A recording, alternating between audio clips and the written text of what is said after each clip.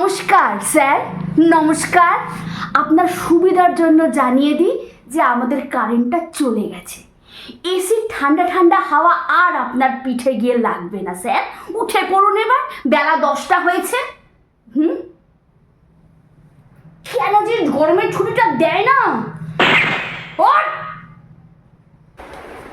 গরমের মধ্যে ঠান্ডা ঠান্ডা জল খেতে খুব ভালো লাগে না বাবু? হ্যাঁ মা, কিন্তু ভর্তি করার বেলায় শরীর আর মন দুটোই চলে না, তাই না? একটু ভরে রাখবেন ফ্রিজে।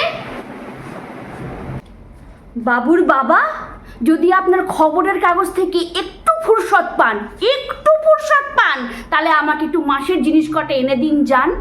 প্রত্যেকবার একটা না একটা কিছু ভুলে বসে থাকবে, প্রত্যেকবার।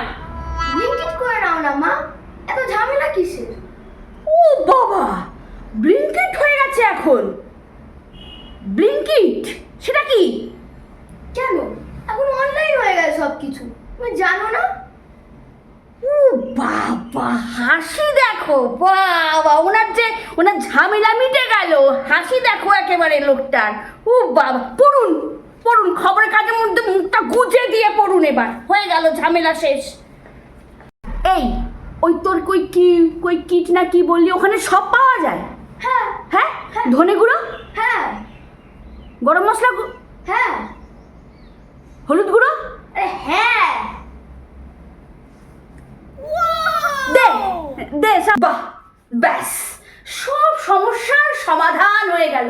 ওদিকে ওর বাবা খবরের কাগজে মুখ গুজে পড়ে রয়েছে, আর ছেলে এখানে মোবাইলের মধ্যে মুখ গুজে পড়ে থাকলো। বাহ, চালাও বাবু, ফোন চালাও, খুব ভালো। হ্যাঁ, গরমে ছুটি দিয়েছে ফোন চালানোর জন্য। চালাও, ফোন চালাতে থাকো, ফোন চালাতে থাক।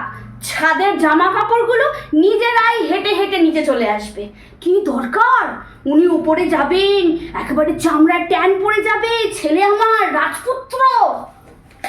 সব বসে থাক তোরা, আর আমি বনবন বনবন করে ঘুরতে থাকি খালি।